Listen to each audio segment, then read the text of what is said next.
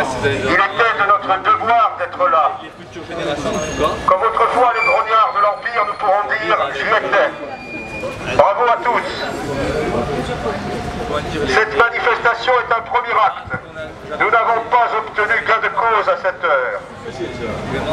D'autres actions vont suivre, qui permettront à tous de s'élever, de s'unir dans ce combat pour une cause supérieure. Nous l'espérons avec efficacité contre cette violence, cet affront que nous subissons. Signez et faites signer la pétition. Participez aux manifestations qui seront organisées. Et je vous donne notamment rendez-vous pour la grande manifestation qui fait suite à celle-ci et qui aura lieu le samedi 6 septembre à 15h, ici même. Merci de vous rapprocher les uns des autres pour échanger nos coordonnées. Parce qu'il s'agit d'honneur, le soutien de tous est requis, qu'il soit spirituel ou temporel, qu'il soit physique et même qu'il soit financier, parce qu'une guerre ne se fait jamais sans moyens. Nous voulons obtenir ce que nous exigeons. Je vous annonce que j'entame à cet instant une grève de la faim jusqu'à ce que cesse le scandale, jusqu'à ce que le Christ disparaisse de la terre corse, jusqu'à ce que Jésus-Christ et tous les Corses ne soient plus insultés et que la paix revienne en nos âmes.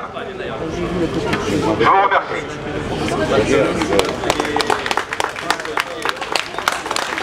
Voilà, alors bonjour. Est-ce que vous pouvez vous présenter? Alors je m'appelle François Verret. Je suis marié, père de famille nombreuse, actuellement conducteur de train à la SNCF. J'habite sur le continent. Je suis corse par ma mère, Passini, de Bonifacio. Je suis catholique et c'est à tous ces titres que je suis venu à Ajaccio manifester hier.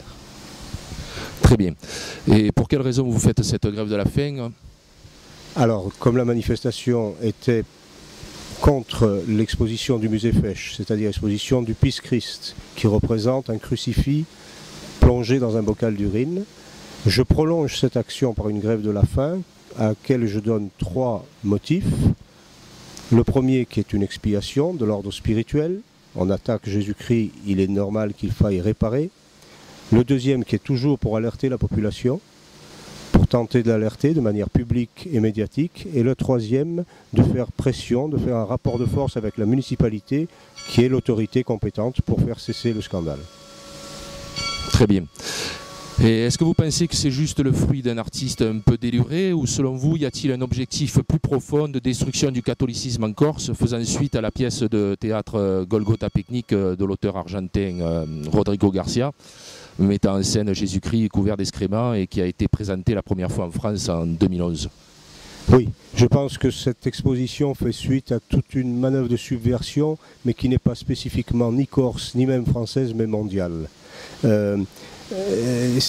Cette subversion, oui, est véritablement mondiale, et en faisant cette action que nous avons faite, de manifestation de grève de la faim, nous voulons marquer un coup d'arrêt. Ça paraît d'une prétention extraordinaire, mais mettre un coup d'arrêt à la subversion mondiale.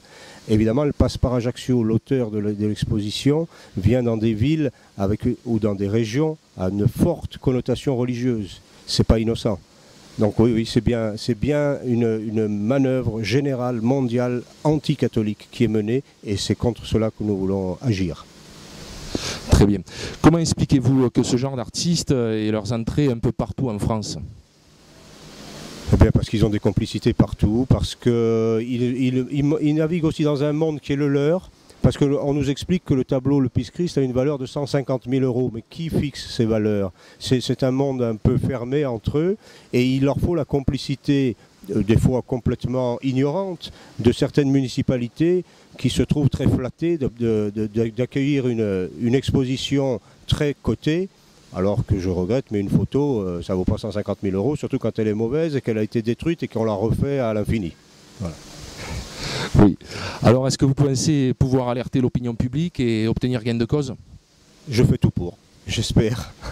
Écoutez, très bien, je vous remercie d'avoir répondu à mes questions et je vous souhaite du succès dans ce combat que vous avez entrepris.